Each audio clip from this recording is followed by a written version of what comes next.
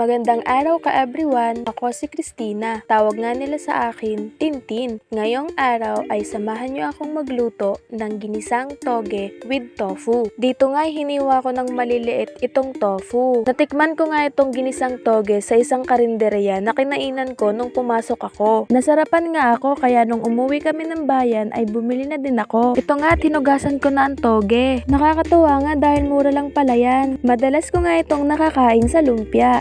Pagkatapos ko ngang hugasan ay ito, nagayat-gayat na ako ng sibuyas, sumunod ang bawang. First time ko magluto nito kaya sana masarap. Pagkatapos ko ngang magayat ng bawang at sibuyas ay nagsindi na ako ng apoy. Huy, binaman, masusunog na ang bahay. Sobrang lakas kasi ng shilin. Huy! Ayan nga at magpapainit na tayo ng mantika para maprito na natin yung tofu. Kalagay-lagay ko nga ay agad ng pumilantik dahil nga basa ang tofu. Huy, magwawar na naman kami ng kawali. Nung naging ganito na nga ang kulay mga ka-everyone ay kinuha ko na siya sa kawali dahil baka masunog. Ilang beses nga akong digmaan ang nangyari sa pagluluto ko niyan dahil nga laging napilantik.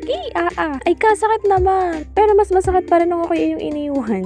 Naman. Ay dito na nga tayo sa niluluto ko ka everyone. Ayan, nagisa lang ako ng bawang at sibuyas. Muntikan pa siyang masunog. Sibuyas na nga lang, susunugin pa. Huy, paano ka na yan? At nilagay ko na nga ang main character natin na toge. Ay, main character. Dito nga ka everyone, na igigisa lang natin itong toge. Maglalagay na din ako dito ka everyone ng mga pampalasa. But wait, there's more. Gumawa nga ako ng butas sa gitna para ilagay ang nor cubes dahil nakalimutan ko kanina. O, diba? Mindset ba? Mindset. After ngang magisa ang toge, ay ilalagay na natin ang mga pampalasa, minta, toyo, at saka naglagay lang ako ng konting asukal para balance. Huy, balance. Ayan, tansya-tansya lang sa paglalagay ng asukal mga ka-everyone, huwag nyo naman dadamihan baka kasi sobrang tamis na yan. Kung okay ka na nga sa panlasa mo, lagyan mo ng konting tubig, konti lang. At after nga, ilagay na natin ang ating piniritong tofu. Pagkalagay nga lahat niyan ay atin lang itong hahaluin. Nagluluto pa nga lang ako pero parang gusto ko nang itigil na natin to.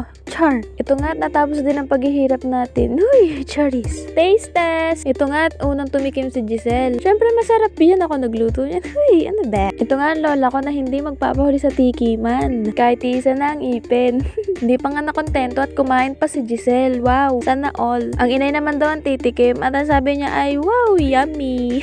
Ay siya, dito na lang muna ka everyone. Hanggang sa muli. Paalam!